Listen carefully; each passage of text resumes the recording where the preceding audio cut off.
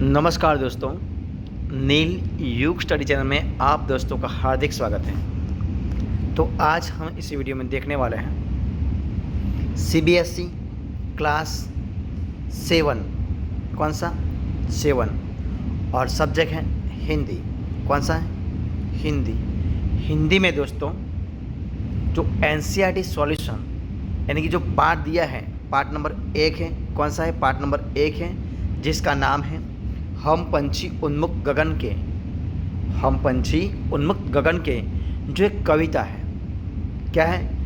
कविता है जिसके लेखक कौन है? मंगल सिंह सुमन है। और इसी पाठ के, इसी कविता के हम इसी वीडियो में जो स्वाध्याय अभ्यास के जो प्रश्नोत्तर दिए हैं, उन प्रश्नोत्तर के संपूर्ण सॉल्यूशन इस वीडियो में देखने वाले हैं। तो वीडियो फर्स्ट से अंत तक ज़रूर देखना। देखिए, स्टार्ट करते हैं। सवाल नंबर 1 आपके सामने ये रहा। देखिए सवाल नंबर 1, हर तरह की सुख सुविधाएं पाकर भी पक्षी पिंजरे में बंद क्यों नहीं रहना चाहते? तो आपको इसका आंसर यही मिलता है। पक्षी के पास पिंजरा, यानी कि जो पक्षी है उस पक्षी के पास पिंजरे के अंदर वे सारी सुख सुविधाएं हैं जो एक सुखी जीवन जीने के लिए आवश्यक होती है, लेकिन वह परतंत्र है। हर तरह की सुख सुविधाएं पाकर भी पक्षी पिंजरे में बंद नहीं रहना चाहते, क्योंकि उन्हें बंधन नहीं अपितु स्वतंत्रता पसंद है। क्या पसंद है? स्वतंत्रता पसंद है। वे खुले आकाश में ऊंची उड़ान भरना, नदी झरनों का बहता जल पीना, कड़वी निबोरियों खाना ही पसंद करते हैं। कवि ने पक्षी के माध्यम से बंद मुक्त जीवन की कल्पना की है। यही इस प्रश्न का आंसर है। अब देखते हैं सवाल नंबर 2। देखिए क्या है, ये आपके सामने। पक्षी उन्मुक्त क्या है? पक्षी उन्मुक्त रहकर अपनी कौन कौन सी इच्छाएं पूरी करना चाहते हैं? तो देखिए उनका आंसर आपके सामने है। पक्षी उन्मुक्त होकर नीम के पेड़ से कड़वी निबोरियों खाना, खुले और विस्तृत आकाश में उड़ना, नदियों झरनों का बहता हुआ शीतल जल पीना, पेड़ की सबसे ऊंची टहनी पर झूलना और क्षितिज से मिलन करने की होड़ करते हुए अन्य पक्षियों के साथ उड़ान भरना इत्यादि इच्छाओं को पूरी करना चाहते हैं। कौन कहता है? वो करते हैं, पक्षी चाहता है। इस सवाल का यही आंसर है। अब देखिए सवाल नंबर 3। भाव स्पष्ट करना है। या तो क्षितिज मिलन बन जाता या तंती सांसों की डोरी। तो देखिए उनका आंसर आपके सामने है। प्रस्तुत पंक्ति का भाव यह है कि पक्षी क्षितिज के अंत तक जाने की चाह रखते हैं, जो कि मुमकिन नहीं है, परंतु फिर भी क्षितिज को पाने के लिए पक्षी किसी भी स्थिति का सामना करने के लिए तैयार है। यहाँ तक कि वे इसके लिए अपने प्राणों को भी न्योछावर कर सकते हैं, अर्थात स्वतंत्रता की कीमत उसके प्राणों से बढ़कर है। ठीक है, अब देखते हैं सवाल नंबर 4। बहुत से लोग पक्षी पालते हैं। पक्षियों को पालना उचित है अथवा नहीं, अपना विचार लिखना है। तो देखिए उनका आंसर आपके सामने रखा है। क्या है? मेरे अनुसार पक्षियों को पालना बिल्कुल भी उचित नहीं है, क्योंकि ईश्वर ने उन्हें उड़ने के लिए पंख दिए हैं, इसलिए उन्हें बंधन में रखना सर्वथा अनुचित है। अपनी इच्छा से ऊंची दूर तक उड़ान भरना, पेड़ों पर घोंसले बनाकर रहना, नदी झरनों का जल पीना, फल फूल खाना ही उनकी स्वाभाविक प्रवृत्ति है। आप किसी को भी कितना ही सुखी रखने का प्रयास करें, परंतु उसके स्वाभाविक परिवेश से अलग करना अनुचित ही माना जाएगा। आज़ादी अनमोल है। सैकड़ों स्वर्णिम मुद्राएं देखकर भी उसे खरीदा नहीं जा सकता। यही मेरे विचार से उसका आंसर है।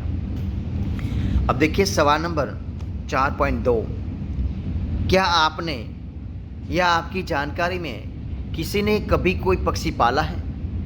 उसकी देख रेख किस प्रकार की जाती है, किस प्रकार की जाती होगी, लिखना है। तो देखिए उनका आंसर आपके सामने है। एक बार एक घायल कबूतर हमारे घर आ गया, जिसकी हमने देखभाल की और उसके ठीक होने के बाद वह हमारे साथ ही रहने लगा। सब घर वालों के लिए वह कौतूहल का विषय बन गया था। हम सब घर वाले एक नन्हे बच्चे की तरह उनकी देखभाल करते थे। उसे रोज़ नहलाया जाता, उसके खाने पीने का बराबर ख्याल रखा जाता, लेकिन हमने उसे पिंजरे में नहीं रखा, बल्कि वह अपनी इच्छानुसार पूरे घर में उड़ता फिरता था। इस प्रकार से हमने अपने पक्षी का पूरा ख्याल रखते थे। अब देखिए सवाल नंबर 5 आपके सामने है।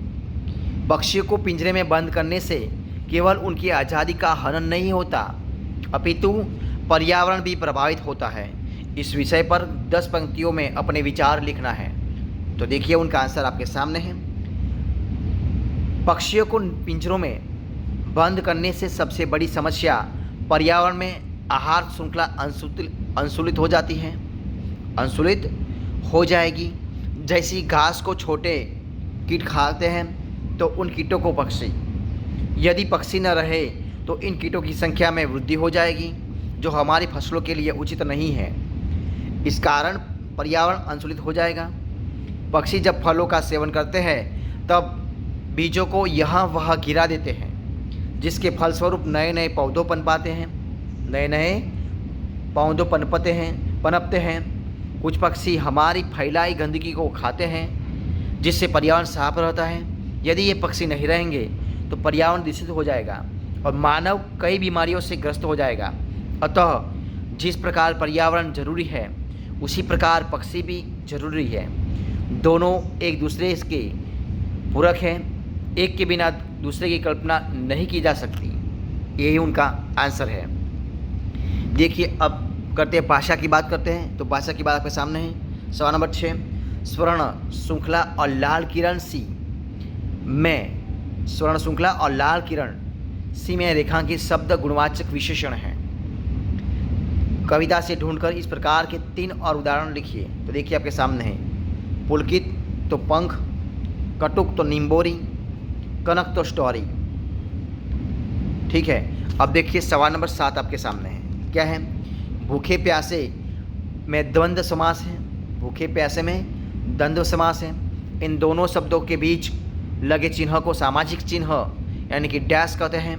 इस चिन्ह से और का संकेत मिलता है, जैसे भूखे प्यासे तो भूख और प्यास है। इस प्रकार के 10 अन्य उदाहरण खींचकर लिखिए। तो देखिए कौन कौन से? अमीर गरीब, सुख दुख, रात दिन, तन मन, मीठा खट्टा, अपना पराया, पाप पुण्य, सही गलत, धूप छाव, सुबह शाम। इस प्रकार 10 दिए हैं। तो दोस्तों ये थे हमारे आज के जो वीडियो है, इस वीडियो की यानी कि पार्ट नंबर 7 जो है हिंदी का, हम पंछी उन्मुख गगन के उनका जो अभ्यास स्वाध्याय के जो प्रश्नोत्तर हैं उनका संपूर्ण सॉल्यूशन इस वीडियो में हम खत्म करते हैं। अगर आपको मेरा इस वीडियो पसंद आया हो, अच्छा लगा हो, तो इस वीडियो को लाइक कीजिए, कमेंट कीजिए, आपके दोस्तों में बांट दीजिए और लास्ट में अब तक आपने इस चैनल को सब्सक्राइब नहीं किया है यानी कि नीली युग स्टडी चैनल को सब्सक्राइब नहीं किया है तो उनको सब्सक्राइब कर लीजिए। बगल में जो बेल आइकन दिया है उनको भी प्रेस कर लीजिए, यानी कि कोई भी नया वीडियो जब अपलोड हो तो सबसे पहले आपको एक नोटिस मिल जाएगा और सबसे पहले आप वीडियो देख सकेंगे। तो दोस्तों इस वीडियो को फर्स्ट टाइम तक देखने के लिए आप सब दोस्तों का बहुत बहुत धन्यवाद करता हूँ।